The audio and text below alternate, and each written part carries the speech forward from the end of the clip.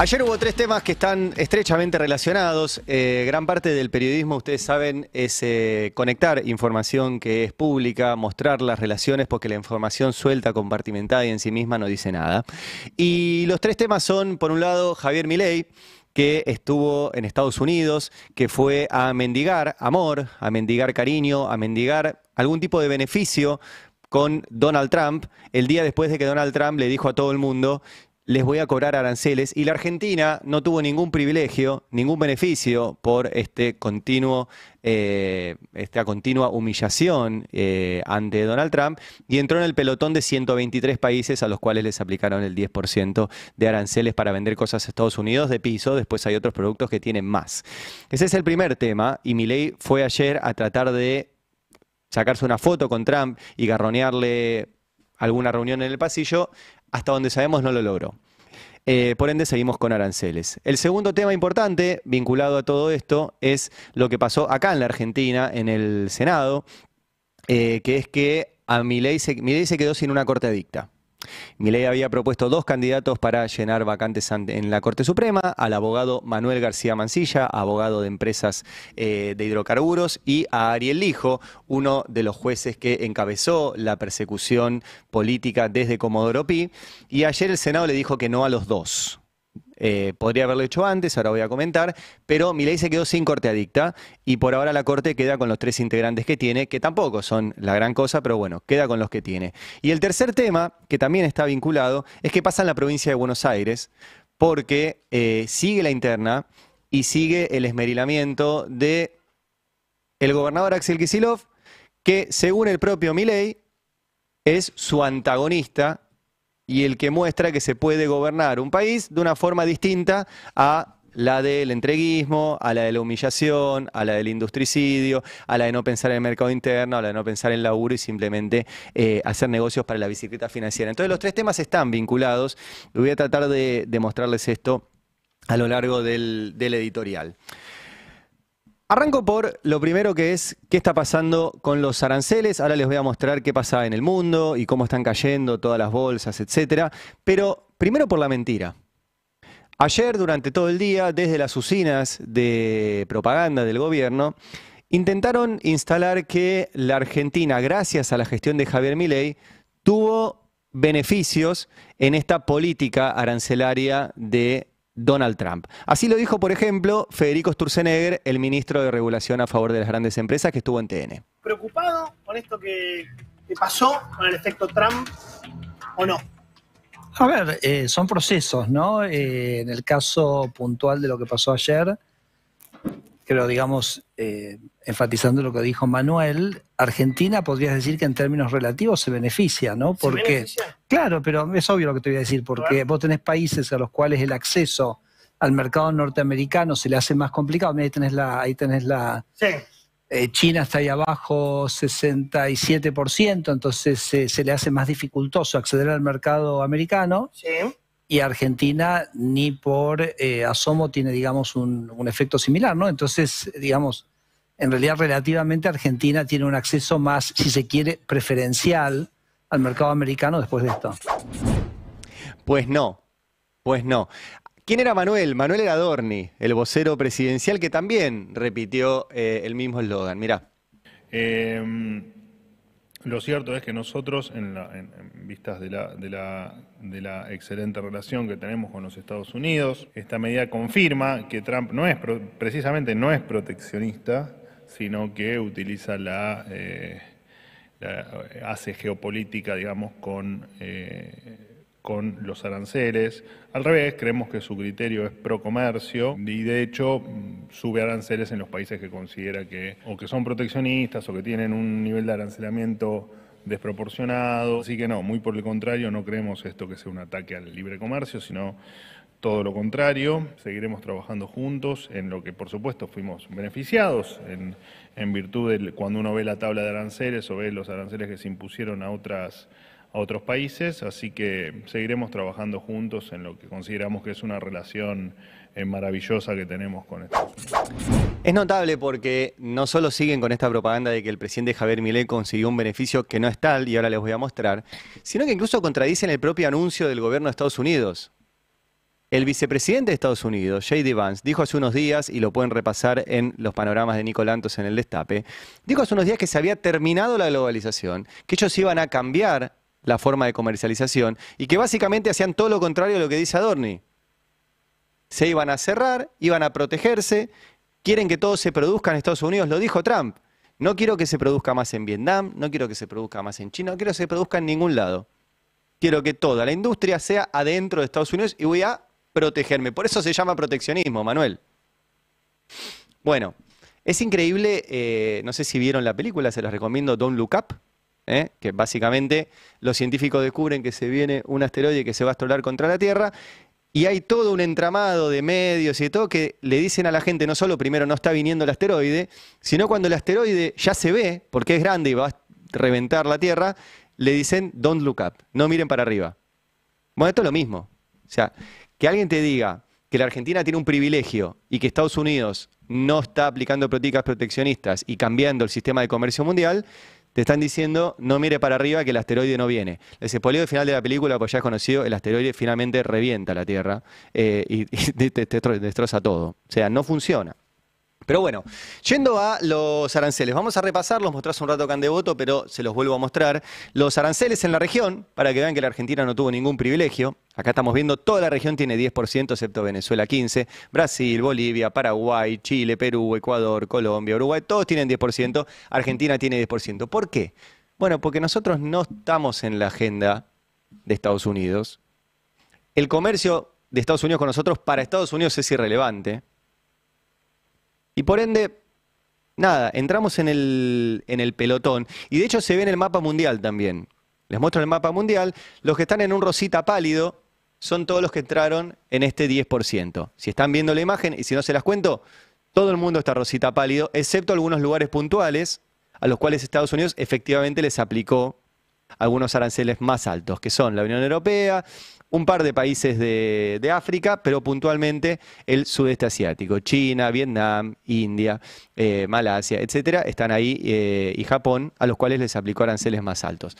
La Argentina está, y les repito la historia para que se entienda, la Argentina está en el pelotón de países que van desde Brasil, que es una megapotencia mundial, industrial, con reservas y con un gobierno que se lleva muy mal con Donald Trump, y le pusieron 10%, hasta una isla que se llama Heard and McDonald Island, donde no hay seres humanos. O sea, fue tal el voleo que hicieron en Estados Unidos, que agarraron todos los países y a lo que no sabían qué carajo poner pusieron 10%. En esa isla hay pingüinos nada más. No sé qué le venden los pingüinos a Estados Unidos, pero tienen el mismo arancel que nosotros. Para que se den una idea de la magnitud de la locura de decir obtuvimos un privilegio, no hay ningún privilegio, ninguno. Lo que sí hay es impacto en el mundo por estas decisiones. Les muestro rápidamente las bolsas que abrieron hoy ya, ayer hubo caídas en todo el mundo y hoy de vuelta. Esto es Alemania, caídas casi del 5% de la bolsa alemana. Esto es hoy, porque ya, ustedes sabrán, por el cambio horario, ya abrieron las bolsas. Australia, caídas arriba del 2%, todo en rojo. Canadá, esto es de ayer, perdón, de Canadá, todo en rojo. China, todo en rojo. España, todo en rojo, excepto algún pequeño índice. Estados Unidos, obviamente ayer cayó a lo bestia. ¿Qué más tenemos? Francia, mirá lo que es Francia. Todo en rojo, Francia. Todo, todo, todo. ¿Qué más? India, todo en rojo. Italia, bueno, Jamaica me quedó en el medio porque era por orden alfabético, y Japón, todo en rojo, igual Jamaica también en rojo, todo en rojo. ¿Qué más? Reino Unido, liquidado, en rojo, casi 3-4%. Estas fueron las bolsas ayer. Mientras Milei insiste en que tuvo algún privilegio. Bueno, uno de los que explicó que no hay ningún privilegio fue Axel Kicillof. Lo vamos a escuchar bastante a Kicillof en el editorial. Pero Kicillof ayer, que dio una conferencia en el Teatro Argentino de La Plata, habló justamente de este falso privilegio que dice Milei que obtuvo. Mirá. El 10% de arancel que le puso a Argentina lo tiene también el gobierno de Petro, que en lugar de humillarse, cuando Trump hace algo que perjudica a Colombia, lo enfrentó. lo tiene el mismo arancel Lula, que teóricamente es, según Milei, un comunista, un socialista. Lo tiene también Boric, que también tuvo sus enfrentamientos con Estados Unidos. O sea que para Milei lo que hubo ayer, la verdad, es la comprobación de que la política de sumisión, se llamaba antes relaciones carnales para no poner en verbo esas palabras, pero esa política no le ha servido a Milei absolutamente de nada.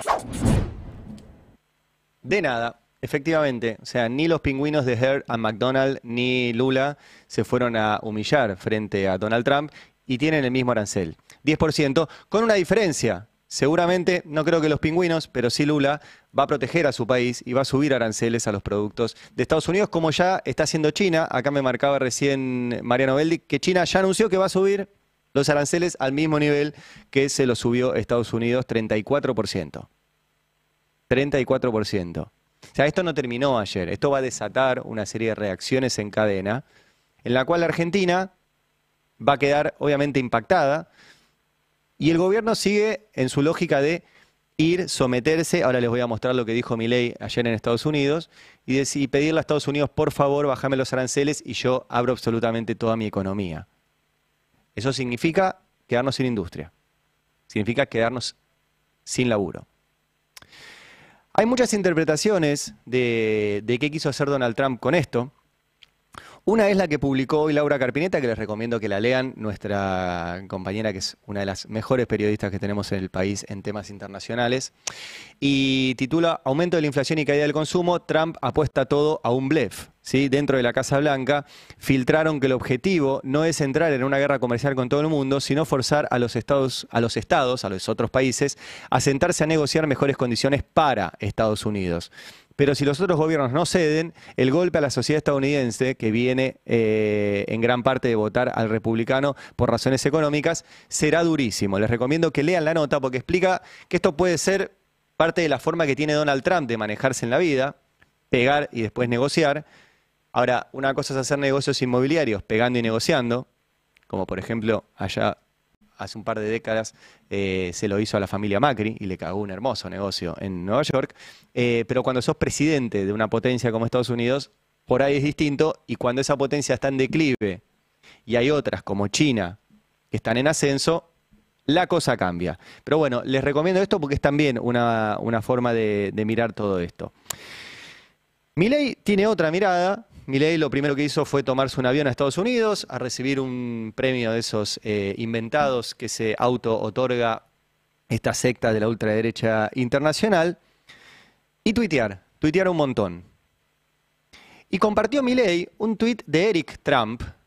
Eric es el hijo de Donald Trump, que dijo: no quisiera ser el último país, esto dijo Eric Trump, no quisiera ser el último país en intentar negociar un acuerdo comercial con Donald Trump.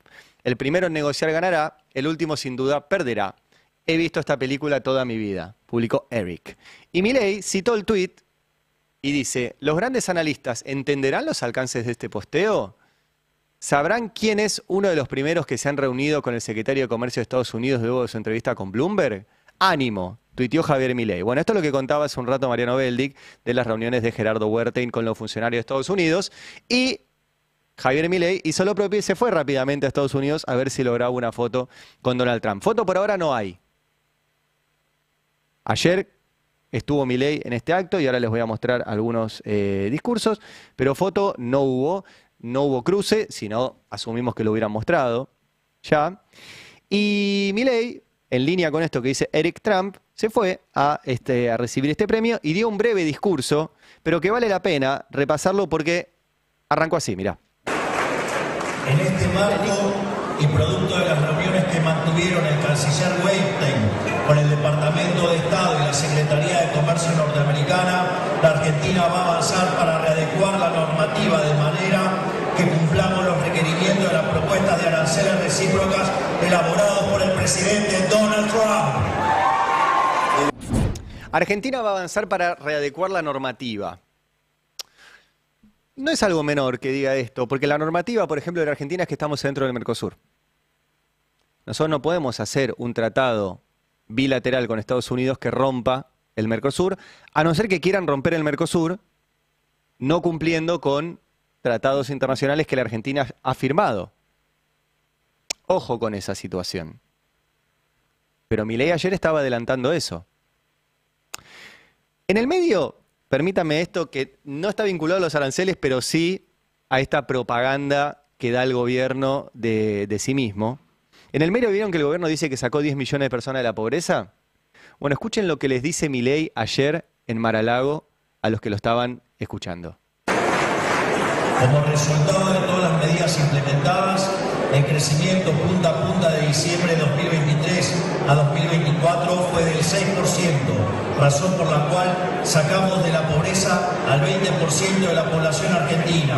Y nuestra agenda de reformas continúa porque nuestro país, nuestro objetivo es ser el país más libre del mundo. 20% de la población argentina, dice Milei, que sacó de la pobreza. Es increíble, pero ¿cómo saca gente de la pobreza si aumentó el desempleo, si bajó 15 meses de baja del consumo de alimentos, de todo, de alimentos, etcétera? No aumentan los salarios, las paritarias van por abajo de inflación. Es medio complicado de explicar, pero el tipo va y se los dice. Se los dice. Y después cerró con esto, que les decía recién, que quiere avanzar en un acuerdo con Estados Unidos para eliminar todos los aranceles. Mirá. Esto no es una medida aislada, sino un paso hacia adelante en la decisión de la República Argentina de avanzar en un acuerdo comercial con los Estados Unidos de América, donde los aranceles y las trabas al comercio sean tan solo un mal recuerdo del pasado. O sea que el tipo quiere avanzar en un acuerdo con Estados Unidos, un acuerdo bilateral para eliminar todo tipo de aranceles. Esto que acaba de anunciar Milei es lo siguiente. Quiero que no haya más industria argentina. La industria argentina no puede competir sin aranceles con la industria de Estados Unidos. Si vos eliminás todo tipo de barreras, vamos a comprar cosas que se producen allá, los que podamos comprarlo. Todos los trabajadores industriales van a quedar afuera. Afuera. O sea, Milei ayer en Mar-a-Lago dijo: quiero que no exista más la industria argentina. Sería importante hoy escuchar a la Unión Industrial Argentina decir algo al respecto. El problema es que la Unión Industrial Argentina fue la que escribió las leyes de Milei y los decretos de Milei. No toda la Unión Industrial Argentina, la cúpula. La cúpula. Que es más loco todavía porque en la cúpula está Daniel Funes de Rioja, que no tiene ninguna industria, su industria es la del juicio, es el abogado patronalista, es el que representa a las empresas contra los trabajadores, pero la UIA la maneja Techin. Y Techin es uno de los que está perjudicado por todas estas decisiones de Donald Trump, porque vende acero a Estados Unidos. El resto de la UIA, que producen otras cosas, y son un montón de empresas de industrias, se van a quedar afuera de todo esto. Y Milei ayer anunció eso. La industria es la industria de Estados Unidos, la que está protegiendo Trump, o por lo menos intentando proteger. Milei dice: yo quiero firmar un tratado sin aranceles, y repito este dato, ojo con el Mercosur, y ojo con lo que quieran hacer con el Mercosur. Bueno, ¿qué va a hacer el resto del mundo? Y lo contrario a Milei. Lo contrario a Milei. Recién contaba, China ya subió los aranceles, vamos a empezar a ver las reacciones del resto del mundo, el sudeste asiático ya está comerciando por fuera del sistema SWIFT y por fuera del dólar. Europa, vamos a ver cómo reacciona, pero seguramente también suba sus aranceles. Todo el mundo va a proteger a sus industrias y a sus trabajos. Y Milei va hacia el otro lado. Bueno, ayer lo definía así el gobernador de la provincia de Buenos Aires, Axel Kicillof. El FMI, que hace el Banco Mundial, todo eso anda mal, hay que cambiar la arquitectura, y no hicieron nada. Bueno, ahora Trump dijo: yo voy a hacer esto. Y es muy fuerte. Y es novedoso. O sea que estamos en un mundo que está cambiando. Ahora, está cambiando para el lado contrario. Es como que alguien hubiera dicho: a ver, déjenlo en ridículo a Milei. Bueno, esto, déjenlo en ridículo. O sea, el tipo va para un lado que no existe más. Y aún los países periféricos, dependientes, aún los países con gobiernos de derecha, por ejemplo, por decir un nombre, Bolsonaro, cuando aparecieron estos, tampoco tienen la idea de Milei. Lo de Milei es la entrega absoluta. Está bueno esto, es como hágale bullying a Milei. Vamos todos para allá, Milei va para el otro lado. Bueno, muy buena descripción. Sobre todo porque una de las grandes preguntas en esto que Milei dice de, bueno, ya estoy cumpliendo la mayoría de las cosas que me pide Estados Unidos, voy a ir a pedir un tratado sin aranceles, etcétera, es ¿a cambio de qué? ¿A cambio de qué? Por eso cuando entrevistábamos a los diputados que avalaron que Milei negocie como quiera el acuerdo con el FMI, la pregunta es ¿a cambio de qué? ¿Cuáles son las condiciones? ¿Qué condiciones te va a poner Estados Unidos? ¿Qué condiciones te va a poner el FMI? Bueno, algunos datos que por lo menos a mí me llaman la atención. Ayer mientras pasaba todo esto, los aranceles, Milei yendo allá, esta discusión, qué van a hacer los países, cómo se van a proteger y qué va a hacer sobre todo la Argentina, miren en qué andaba Abigail Dressel. Ustedes por ahí no la conocen, pero es la encargada de negocios de la Embajada de Estados Unidos en Argentina. Todavía Trump no designó embajador en la Argentina. Miren lo prioritario que somos, que ¿sí tenemos? Sí, decime. Lamelas. Ah, Lamelas, claro, pero todavía no tiene el acuerdo. Exactamente, sí, se llama Lamelas, pero no tiene el acuerdo, no es chiste. Pero bueno, sigue estando la encargada de negocios acá, Abigail Dressler. Bueno, ayer la encargada de negocios, ¿dónde estuvo? En Vaca Muerta.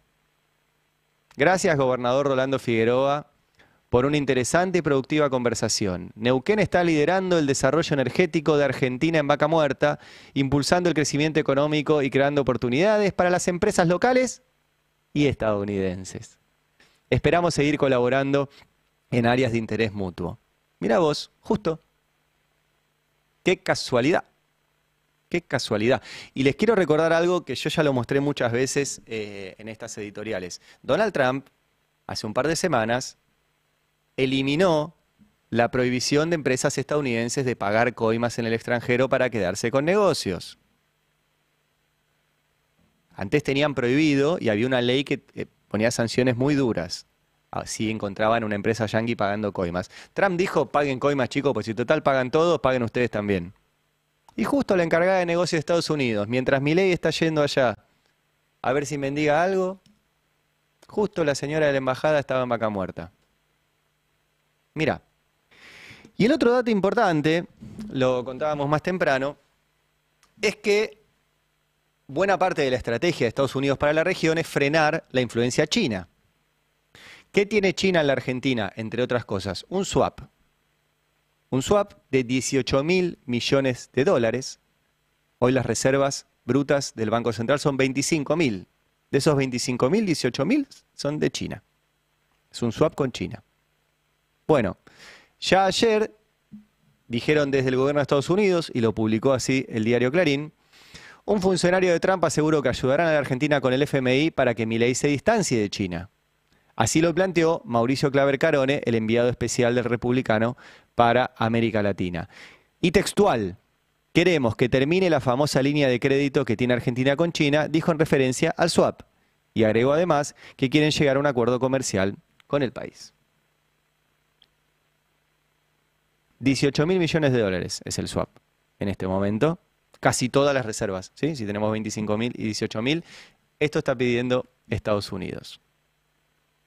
Bueno, queda claro que esta entrega de Milei y el viaje no va a traer buenas condiciones. Esperemos saberlas, por lo menos. Por ahora no lo sabemos. Eso en el punto de Milei. ¿Quién es la contracara de Milei? Bueno, lo escuchamos recién, Axel Kicillof. ¿Sí? La contracara absoluta, el antagonista, el antónimo de Milei es Axel Kicillof. Lo sabe todo el mundo, lo sabe el propio gobierno, que ha decidido atacarlo sistemáticamente, atacarlo en términos presupuestarios.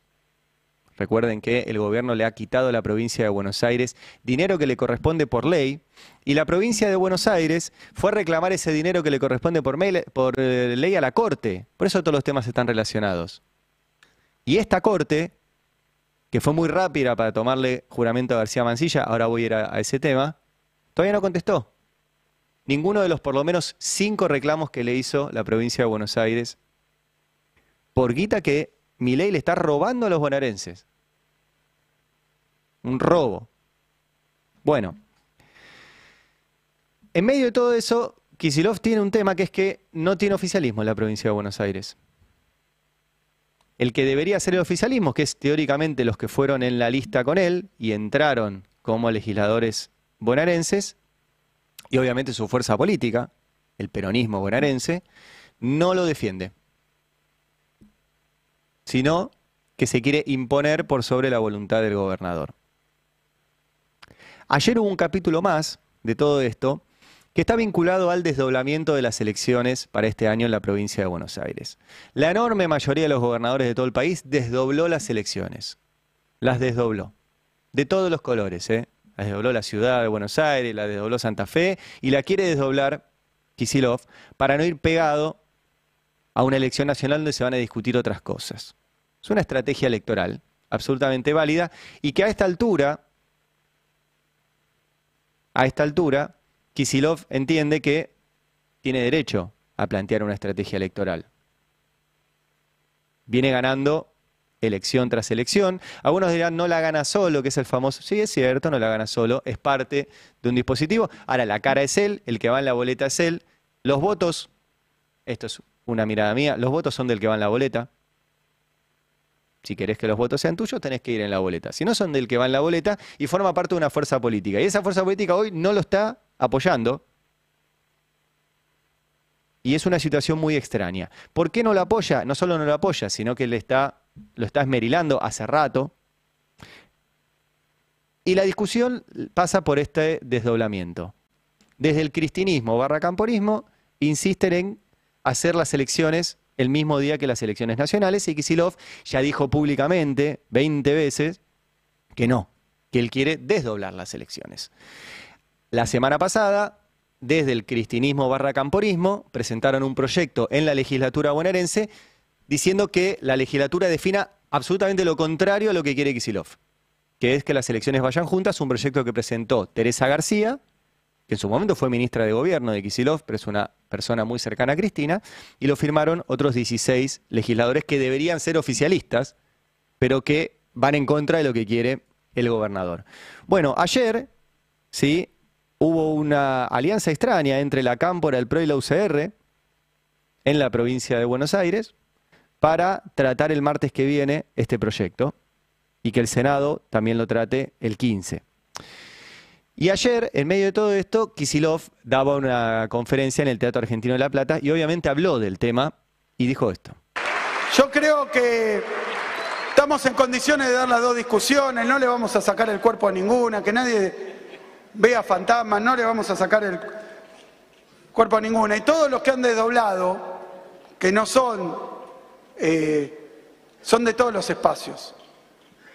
Son de todos los espacios y todos los sectores, porque la elección el mismo día va a ser, todo el mundo ve que es un experimento que nunca se hizo y experimentar con el voto de la gente, que es el momento más sagrado, más importante de representación democrática, donde expresa su voluntad, tienen que salir bien, tienen que poder votar. Por supuesto que es un desafío también hacer una desdoblada, pero bueno, esta es la discusión que estamos teniendo, esto es lo que nosotros vemos y bueno,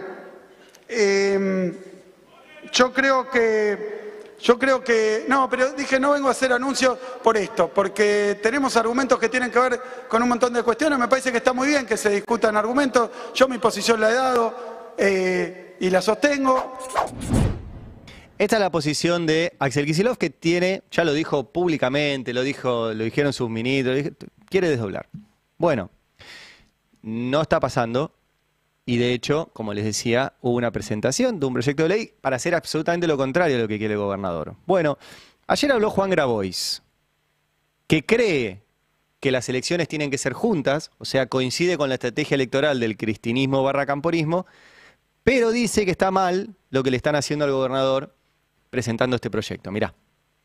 Lo que se está discutiendo hoy entre el gobernador y Cristina es la conducción del peronismo, es una discusión de poder. La centralidad dentro del peronismo, sí, efectivamente.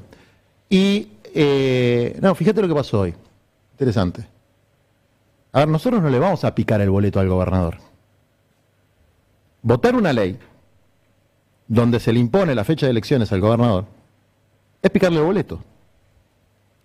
Es una destrucción de la autoridad del gobernador. Ah, eso es picarle el boleto. Nosotros no estamos de acuerdo con eso. Estamos de acuerdo con el contenido de la ley, no estamos de acuerdo con el gobernador que ni siquiera se anima a decir que quiere desdoblar. Lo dice y no firma el decreto. Fíjate qué locura. Tenemos un gobernador que no firma el decreto del desdoblamiento, que es lo que quiere hacer, porque lo dice a quien lo quiere escuchar, no es un secreto. O sea, Grabois dice, yo estoy de acuerdo con la estrategia de elecciones juntas, no con hacerlo a lo bestia, presentándole un proyecto de ley a un gobernador, siendo supuestamente oficialista y yendo en contra de lo que dice y quiere el gobernador. Porque hay un tema, y ayer Kicillof habló bastante de esto, que tiene que ver con cómo puede funcionar un gobierno cuando no tiene oficialismo. Y hay un recuerdo de esto, que es el gobierno de Alberto Fernández. Un gobierno donde Cristina decidió que Alberto Fernández encabezara la fórmula. Acá en el chat recién me ponían cuando yo dije lo de los votos son del que va en la boleta, y con Alberto, Cristina estaba en la boleta de Alberto. Dígame a alguien si está escuchando y votó a esa fórmula, si votó porque estaba la fotito de Alberto Fernández en la boleta o votó porque estaba Cristina en la boleta. Cristina estaba en esa boleta. Solo que decidió que el que iba a ser presidente iba a ser Alberto Fernández. Y no funcionó muy bien. Estoy siendo benigno. Funcionó para el culo. O sea, no anda eso. No se puede tener presidentes delegados. Y lo que le pasó a Alberto Fernández es que fue un presidente sin oficialismo. O sea, los que lo habían puesto como presidente empezaron a criticarlo y a decir nosotros no somos parte del gobierno, pese a que estaban en el gobierno del primer día al último. Siempre pongo el mismo ejemplo. Cuando alguien se quiere despegar del gobierno de Alberto Fernández y estuvo el primer día al último, es muy difícil. Y el ejemplo es el ejemplo de Chacho Álvarez. ¿Alguien le endilga a Chacho Álvarez las masacres del 19 y 20 de diciembre del 2001? No. ¿Por qué? Porque Chacho Álvarez se fue antes. Entonces no estaba cuando decidieron el estado de sitio de asesinar a 40 personas. Ahora, si hubiera estado, hubiera sido parte de ese gobierno. Bueno, los que estuvieron del primer día del gobierno de Alberto Fernández al último fueron parte de ese gobierno de forma muy extraña, que es atacándolo y no siendo oficial. Yo no estaba de acuerdo con las cosas que hacía Alberto Fernández, ya lo saben, lo decíamos acá y lo dijimos desde el principio. Pero nosotros no éramos parte del gobierno, éramos periodistas. Bueno, lo que está planteando Kicillof ahora es un poco lo mismo, que no se puede repetir esa experiencia de una unidad porque sí. La unidad es para ganar una elección, pero tiene que haber también unidad en el gobierno. Si no, funciona bastante mal. Así lo dijo ayer. Logramos la unidad nos llevó a un frente, ese frente electoralmente le fue muy bien, ganamos las elecciones, obviamente con un esfuerzo, con una generosidad de los sectores, de Cristina, de todos los sectores. Bueno, se logró eso. Y después no pudimos gobernar con ese sistema. Teníamos, recordarán ustedes, en el propio gobierno había posiciones distintas, no tenía unidad del propio gobierno. No sé qué unidad. La unidad es esa. La unidad es esa. No es solo una unidad de un frente electoral para ganar las elecciones, es después la unidad de una coalición de gobierno. Bueno, esa unidad de coalición de gobierno no pasó durante el gobierno de Alberto Fernández y es un poco lo que está pasando ahora en la provincia de Buenos Aires. Hubo unidad para ganar la provincia de Buenos Aires, pero los que participaron de esa unidad no están apoyando públicamente al gobernador en las decisiones que toma el gobernador. Y entonces sucede esta cuestión. Y es a cielo abierto. La verdad que no, nosotros sabíamos que esto existía y lo contamos el año pasado cuando no era cielo abierto, para que ustedes supieran, si escuchaban el destape lo sabían. Bueno, ahora es a cielo abierto y lo sabe todo el mundo. Ayer, en medio de todo esto, Máximo Kirchner, que ahora inauguró redes sociales, no tenía y ahora tiene oficialmente, compartió, porque también es esto, es así lo abierto algunas cosas y algunas cosas con mensajes subliminales a través de posteos en redes y qué sé yo. Bueno, este fue el posteo que compartió Máximo Kirchner ayer.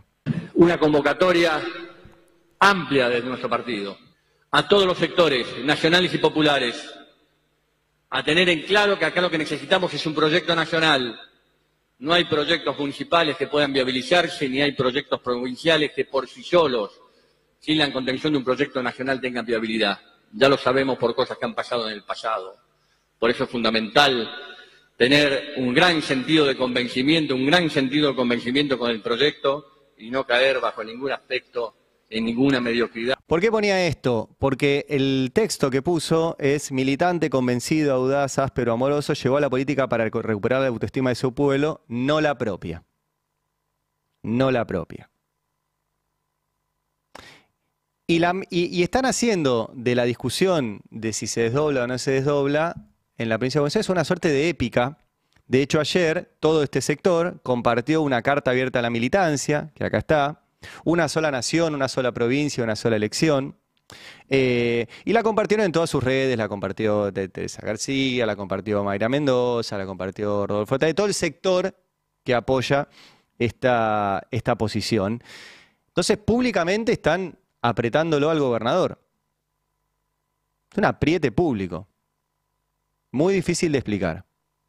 Tan difícil de explicar que así lo interpretaba Juan Grabois. Mirá.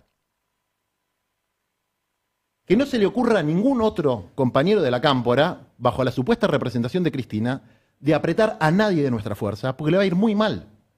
Muy mal le va a ir. Del mismo modo digo que si Axel quiere desdoblar y dice que es su facultad, que no nos tenga a todos colgados de no sé dónde, esperando a que el señor se decida a firmar el decreto, que tenga las pelotas y lo firme. Porque estamos hace un mes en esta discusión, totalmente desgastante, totalmente dañina, totalmente facciosa, totalmente estúpida, mientras la gente le está pasando mal.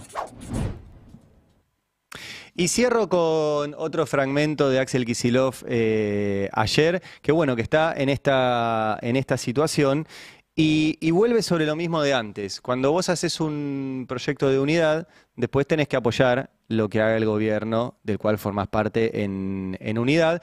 Pensando, ayer fue muy interesante toda la presentación de Kicillof, porque estaba hablando del 2027, de sea cual sea el candidato, que muchos creen que puede ser él.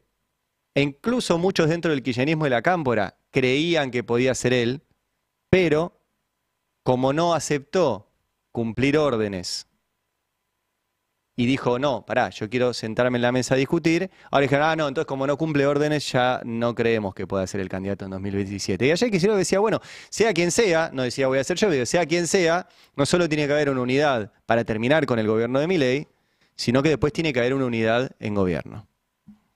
Pero sí quiero decir que tenemos que llegar a una formación de gobierno y una formación política, una fuerza política que apoye las decisiones que va tomando el gobierno. Y lo estoy poniendo como elementos que yo creo que son fáciles y que hay que discutir y hay que resolver. No es simplemente decir, no, bueno, listo, que no pase. Es resolverlo y discutirlo. Es una cuestión de vertebrar una fuerza política que sea capaz de encarar un gobierno con sectores diversos, que a veces pueden pensar distintos, porque por eso es la unidad es porque no todos son iguales, en pertenencia, en pensamiento, Bueno, pero ¿cómo hacemos para que eso funcione bien? Bueno, creo que es un enorme desafío. No estoy trayendo la respuesta, pero estoy trayendo la pregunta. A veces es más difícil hacer la pregunta que encontrar la respuesta. Así que eso es, ¿cómo hacemos? Lo tenemos que hacer y que hay que hacerlo antes de estar ahí. Lo peor que nos puede pasar es llegar ahí y decir, ¿y ahora qué hacemos? ¿Y ahora qué hacemos? Bueno, ¿cómo seguirá esto? Veremos en las próximas horas si efectivamente desde el sector del camporismo-cristinismo logran imponer esto en la legislatura. La Constitución de la provincia de Buenos Aires dice taxativamente que la fecha de elecciones la pone el gobernador. Si el gobernador responde con un veto y una firma de un decreto poniéndole fecha como él quiere al desdoblamiento electoral en la provincia de Buenos Aires. Y voy al tercer tema que también está vinculado, porque tiene que ver con la conformación de la Corte. Les decía hace un rato, a Kicillof el gobierno nacional le ha choreado un montón de plata, literal, o sea, no es ni siquiera esos aportes discrecionales, no, es plata que por ley tiene que ir a la provincia de Buenos Aires para educación, para seguridad, para un montón de cosas, y el gobierno nacional no se la manda. Es un robo y es un delito. Como es un tema entre la provincia y la nación, la causa judicial va directo a la Corte, es competencia originaria de la Corte. La Corte no trató los temas, no los trató. Decidió que no, que ese tema no es prioritario. Total, el 40% de la población de la Argentina puede esperar a que se le ocurra a Milei mandarle la plata. Entonces la conformación de la Corte es importante, pues todos los temas terminan ahí. Si Milei viola los tratados internacionales de la Argentina, volviendo al inicio del editorial, para hacer un acuerdo con Estados Unidos, termina en la Corte. Si Milei baja la jubilación, termina en la Corte. Si Milei hace un corralito, termina en la Corte. Si Milei aumenta las tarifas, todo termina en la Corte. Es importante quién conforme la Corte. Y ayer se discutía esto. Bueno, ayer, les adelanto, el Senado rechazó las dos propuestas que había hecho Milei para tener una Corte adicta. Cuando uno quiere poner jueces en la Corte, son jueces que coinciden con uno, eso es bastante evidente, más viniendo de Milei.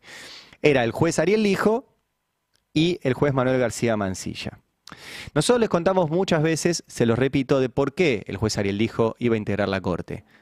Porque Ricardo Lorenzetti quiere volver a ser presidente de la Corte autovota sus autoridades, entonces necesita sumar gente que lo apoye a él. Entonces fue y le llevó la propuesta de Ariel Lijo, que es uno de su banda, al gobierno. El gobierno compró esa propuesta. ¿Sí? No pasó, Lorenzetti no va a volver a ser presidente de la Corte, por lo menos por ahora, pero atención a lo que denunció Anabel Fernández Sagasti, ayer senadora por Mendoza, respecto de qué pasaba si rechazaban, como hicieron finalmente, el pliego del Lijo. Mirá. Ayer el ministro de la Corte, Lorenzetti, amenazando a la expresidenta de la Nación de que si nosotros votamos en contra del Lijo, van a sacar rapidito el 280 para condenarla.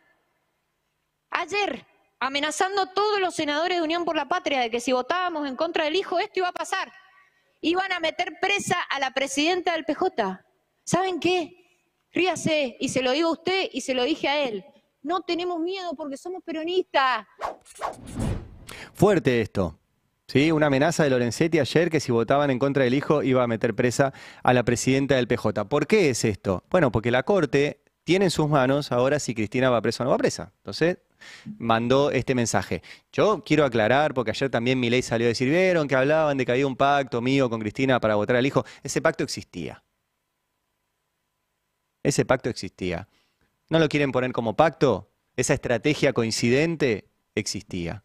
Desde el peronismo estaban dispuestos a aprobar el pliego del Lijo para que el Lijo votara a favor de Cristina y zafara de la cárcel. Eso existía. Si se cayó, es porque lo dijimos, lo comunicamos, quedó expuesto, aceptó además Lijo entrar por decreto, lo cual era una barbaridad. Si se cayó fue porque quedó muy en evidencia. Pero eso existía. Por eso dijimos muchas veces, durante todo este año y pico, que el peronismo no tenía que volver a repetir el error que cometió con Macri al votarle a los jueces de la Corte. Y menos mal que ayer, excepto algunos, porque el tucumano Mansur, la santiagueña Ledesma Abdala, la jujeña Moisés, el sanjuanino Uñac, todos esos votaron a favor del pliego del Lijo. Ojo, algunos peronistas igualmente pusieron su votito, no alcanzó. Pero eso existía. Lo que se frenó ayer lo describió muy bien Martín Lustó, senador radical, que se frenó este mecanismo de que un presidente pueda designar jueces de la Corte como se le cante. Mirá. Si se convalida este mecanismo, si nosotros acá permitimos este mecanismo de nombrar jueces por decreto, digamos la verdad, ya no vamos a tener más jueces. Lo que vamos a tener son vacantes cubiertas por empleados del Poder Ejecutivo, pero no van a ser jueces. Y digo empleados porque así dice el decreto, ¿no? Habla de empleados y después voy a volver sobre esto. Si convalidamos el mecanismo del presidente para nombrar a estos jueces, vamos a estar votando en contra de la independencia de la justicia, en contra de la división de poderes, en contra de la República y en contra de la propia Constitución, que voy a recordar que cuando juramos como senadores, juramos por la Constitución Nacional. No puedo creer que haya un solo senador realmente dispuesto a votar esta aberración. Me llamaría la atención. Bueno, hubo algunos senadores, no alcanzó, ahora les voy a mostrar cómo dieron las votaciones, pero efectivamente hay que recordar por ahí lo obvio, pero para designar a un juez de la Corte hay 3 pasos. El presidente los propone, el Senado los aprueba, el presidente finalmente firma el decreto que los designa. En los casos de García Mansilla y Lijo se saltearon el paso del medio, que era el Senado. Bastante sencillo, no había interpretación, nada, entonces Milei los nombró en comisión. Y en el caso de García Mansilla asumió. La Corte le tomó juramento a un tipo que no tenía acuerdo del Senado. Y en el caso del Lijo no le tomaron juramento porque era tan burdo lo que hizo el Lijo. El Lijo quería tomarse licencia del carguito que tiene de juez de primera instancia en Comodoro Pi, porque como la comisión de Milei duraba hasta noviembre y después Milei se la tenía que renovar. En caso de que no se la renovara, quería volver y mantener su laburito. Esto pasó. Bueno, le dijeron que no podía tomarse decisión, entonces dijo, bueno, espero entonces al Senado. Y el Senado ayer finalmente le dijo que no. Vamos al comunicado directo de la oficina presidencial, ¿sí?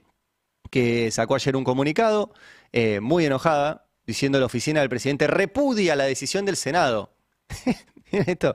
La oficina del presidente repudia lo que hace el Congreso al rechazar los pliegos propuestos por el presidente Gerardo Milei para integrar la Corte Suprema de Justicia. Durante el último año los senadores tuvieron a disposición los pliegos de Manuel García Mansilla y el hijo, participando en toda instancia del debate de selección establecido por la normativa vigente. Sin embargo, luego de dilatar la votación durante meses, optaron por priorizar la preocupación por sus causas judiciales y la de sus dirigentes en detrimento del funcionamiento de uno de los 3 poderes de la República. Punto ahí. La Corte puede funcionar perfecto con 3 integrantes, ¿eh? Está previsto, no pasa nada. Y si no se ponen de acuerdo, se llama con jueces y se completa la Corte en los casos en los que no se pongan de acuerdo, porque siempre se necesitan 3 votos coincidentes. Dice, por primera vez en la historia el Senado de la Nación ha rechazado pliegos propuestos por un presidente. Falso. Cristina en su momento mandó el pliego de Roberto Carles, el Senado no se lo trató. Después mandó los pliegos de Cecín y Sarrabayruce, el Senado no se los trató. Así que no es la primera vez y hay antecedentes cerca. Y dice, por motivos meramente políticos y no por cuestiones de idoneidad. Bueno, lo que evidencia una vez más que la Cámara Alta es un refugio de la casta política, etcétera. Es evidente, dice el comunicado, que la politización de la justicia representa una amenaza para la democracia y cierra diciendo que continuarán trabajando para mejorar la cosa. Llámalo, Charlie. Charlie, llámalo ahora que nos puede atender.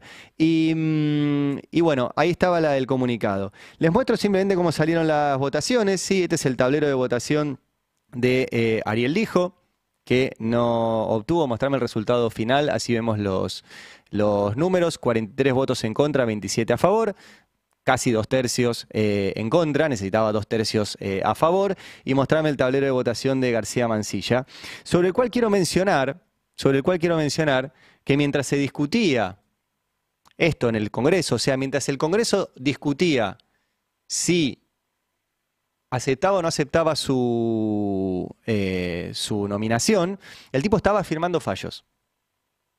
No es un detalle menor. Ayer, mientras el Congreso debatía y finalmente daba debajo su pliego, García Mansilla firmó 50 fallos como juez de la Corte. 50. Y desde que Milei lo puso a dedo, firmó 175 fallos de la Corte Suprema de Justicia.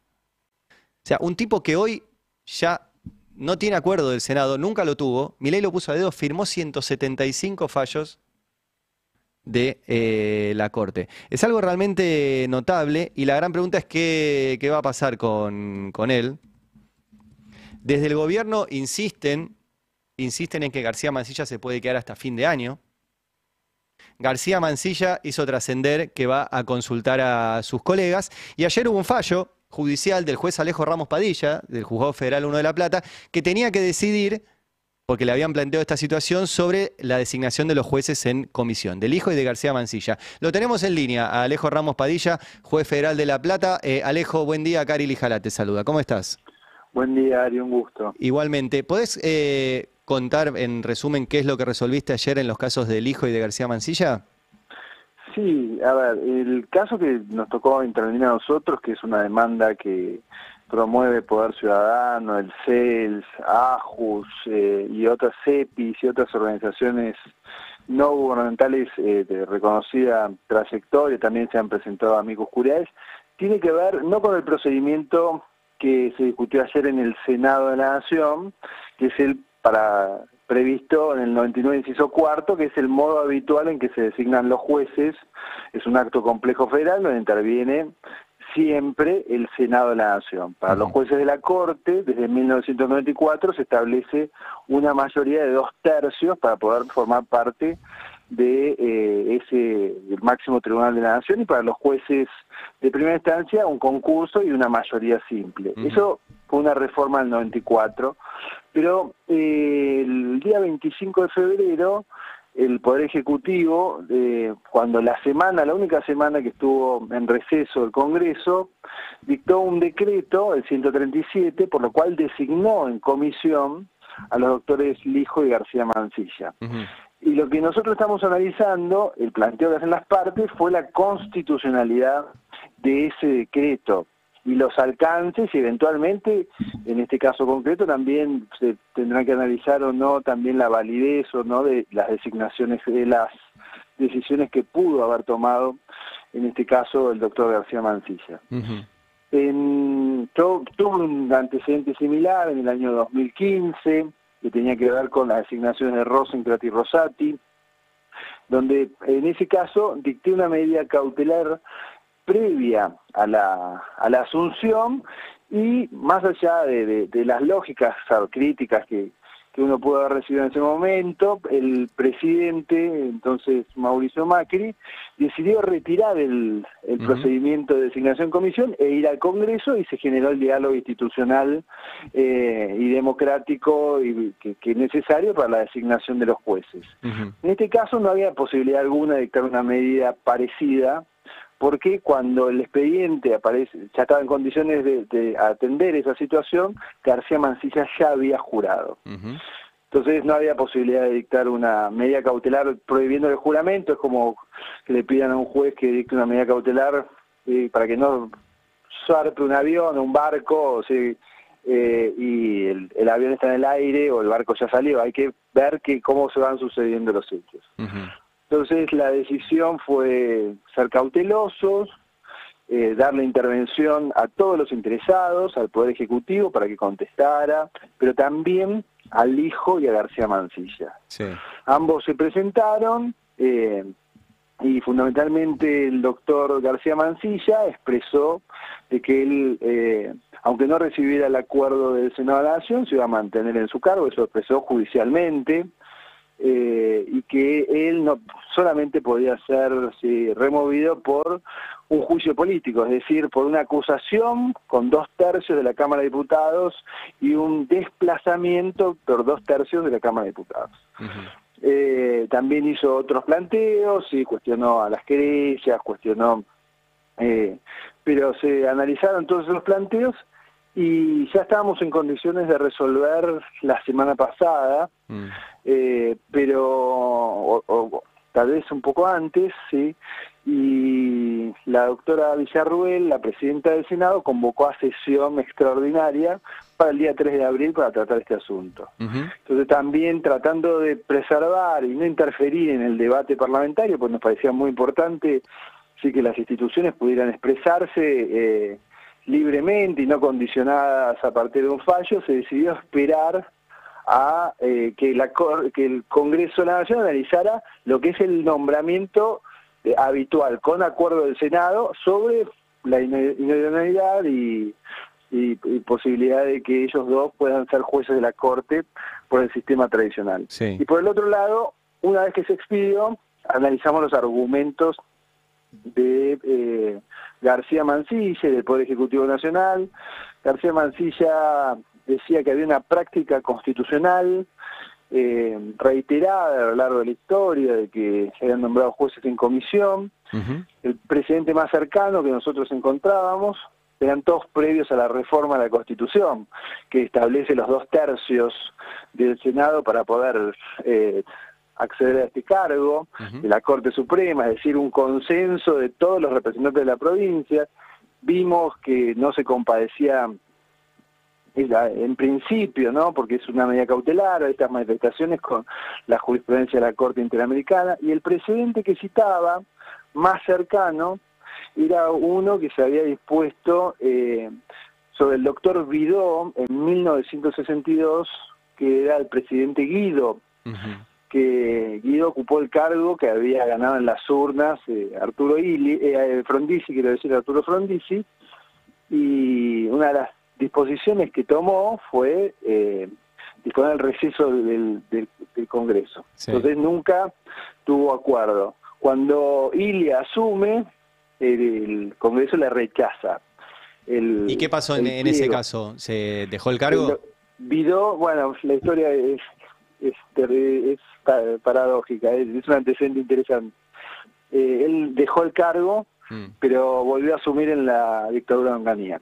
Ah, bueno, está bien, pero una dictadura. Pero en democracia dejó el cargo cuando el Congreso le dijo que no. Claro, nunca tuvo un acuerdo y volvió a asumir en la dictadura de Onganía.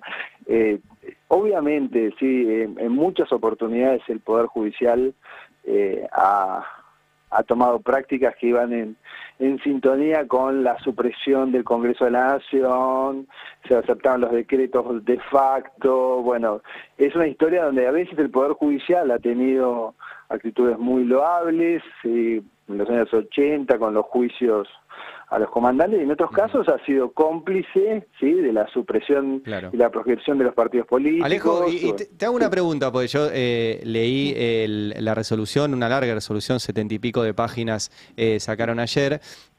¿Cuál es el análisis que hacen ustedes del argumento del gobierno que es la Constitución lo permite? Dice el artículo 99, inciso 4, permite nombrar empleos en comisión. ¿Cuál es la mirada de ustedes del 94 para acá y si se puede aplicar eso? Bueno, el primer análisis es, a ver, no estamos dictando la sentencia definitiva, pero para dictar una medida cautelar hay que analizar la verosimilitud del derecho. Y el primer análisis es que desde la reforma constitucional a la fecha, todos los jueces de la Corte han sido designados con esta mayoría especial que impone el 99 inciso cuarto, 2/3 del Senado de la Nación. En segundo lugar, que no había desde la democracia a la fecha. En tercer lugar, que los antecedentes que citan, el más cercano es y era de un gobierno donde había una democracia muy, muy limitada, ¿sí? Y Frondizi fue depuesto por las Fuerzas Armadas. En cuarto lugar, también porque se puede llegar a afectar y a generar un precedente, no solamente en lo que hace a la designación de García Mansilla, sino de todos aquellos miembros de otro poder del Estado, en este caso del Poder Judicial, que requieren el acuerdo del Senado. Entonces esta lógica se podría trasladar a todos, al 30% del Poder Judicial está vacante, es decir, a 300 magistrados. Claro. También se podría trasladar al Ministerio Público, y con esto se podría poner en riesgo la división de poderes, algo esencial para el sistema republicano y para el sistema democrático. Es lo que se llama a veces una interpretación finalista o consecuencialista. Entonces, nosotros no analizamos a los nombres de García Mansilla y Ariel Lijo, sino el procedimiento utilizado para ponerlos en la Corte. Y en la parte resolutiva, recuerdo estamos hablando con Alejo Ramos Padilla, juez federal de La Plata, que ayer firmó una medida cautelar respecto de las designaciones en comisión de Ariel Lijo y Manuel García Mansilla. En la parte resolutiva, ¿qué dispusieron para cada uno de ellos? En el caso de Lijo y en el caso de García Mansilla. En el caso, en realidad lo dispusimos para los órganos del Estado. Ellos están siendo notificados, pero la orden fundamental es para la Corte Suprema, que el doctor García Mansilla el término es conocer y decidir, pues suena medio antiguo, pero es conocer y decidir cualquier asunto jurisdiccional y administrativo que esté en la Corte Suprema de Justicia de la Nación. Eso es lo que no puede hacer García Mansilla, y se dispuso una orden jurisdiccional en un expediente concreto en el cual el doctor García Mansilla también es parte y pudo ejercer su defensa. Y esa orden se le dio al presidente de la Corte, al mismo García Mansilla y a todos los miembros de la Corte, incluye a los otros colegas, a los secretarios, y lo mismo se hizo, más allá de las características distintas que puede tener uno u otro, con el doctor Ariel Lijo, a quien se le dijo a la Corte que no le podía tomar juramento hasta que no se resolviera la cuestión de fondo. Claro. O sea, pasado a Twitter, que es lo que hago yo, a García Mansilla, a partir de hoy no puede intervenir en nada en la Corte Suprema, y la Corte Suprema tiene prohibido tomarle juramento al hijo. Así es, así es. Ok.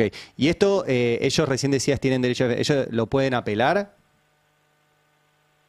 Sí, claro que sí, pueden. De hecho, García Mansilla se presentó acá presentó más de 50, 60 páginas, presentó sus argumentos, cuestionó a la legitimación de las actoras, la jurisdicción del tribunal, dice que no había caso judicial, y él sostenía que solamente iba a ser removido eventualmente que por juicio político. Así que no sé si cuál será su decisión o no, pero sí, claro que sí, puede apelar, puede cuestionar, puede traer sus argumentos, y es lo que nosotros estamos haciendo, analizando algo distinto a lo que hizo el Congreso de la Nación. Claro. Para no pisarlo, para no influir en ese debate que es tan importante, porque es importante que en el Congreso de la Nación se pudiera dar esa discusión. Entonces, esperamos hasta que finalizara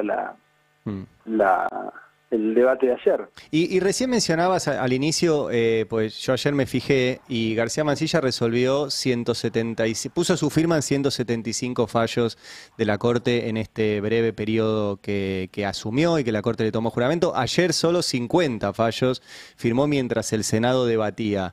¿Hay alguna, se sabe qué pasa con eso que firmó? Ese seguramente va a ser eventualmente uno de los planteos, ¿sí?, después de analizar la constitucionalidad o no de este modo de designación para García Mansilla, para cualquier otro magistrado del Poder Judicial eventualmente, que tenga que hacerse en la sentencia definitiva. Pero sí puedo decir que cuando una de las cosas que uno tiene que analizar cuando dicta una medida cautelar de estas características, que es el riesgo que existe para el Estado y para el Estado de Derecho. Y era menos riesgoso, en términos de medidas cautelares, y para la seguridad jurídica, que el doctor García Mansilla espere, aguarde y no dicte ninguna decisión, a que una persona que no está en condiciones de ser juez esté decidiendo temas tan sensibles como los que se deciden en la Corte Suprema, que tienen que ver con coparticipación, que tienen que ver con los partidos políticos, el funcionamiento, bueno, infinidad de situaciones que se resuelven, y si no tiene las condiciones eventuales para ocupar ese cargo, puede generarse una situación mucho más gravosa que esta de que le impide hasta que se analice también la cuestión de fondo, intervenir como magistrado en la Corte. Porque además hay un sistema que es el sistema de conjueces. Entonces, no hay riesgo para que la Corte siga funcionando como funcionó antes de que designaran a Rosencrantz y Rosati, con Maqueda, Hayton y Lorenzetti, y no tuvo inconvenientes. Incluso analizamos los números en cantidad de expedientes, y tampoco han variado cuando son 3 miembros, pero lo importante es que en aquel caso se logró un diálogo institucional y se nombró de acuerdo al procedimiento previsto en el 99, inciso 4. Acá lo que está en duda y lo que se está discutiendo es si el Poder Ejecutivo tiene la facultad o no de designar miembros de otro poder del Estado en comisión, eventualmente reiterar su nombramiento, eventualmente retirarle el nombramiento, y todas las consecuencias que pueden ocurrir por este modo de designación, que no habla de magistrados expresamente del 99, inciso 19, sino de empleos que pueden ser seguramente, y eso es una facultad, cuando está de receso, como embajadores, militares y funcionarios de la administración pública. Bien. Alejo, gracias por atendernos aquí en El Destape. Que tengas buen día. No, gracias.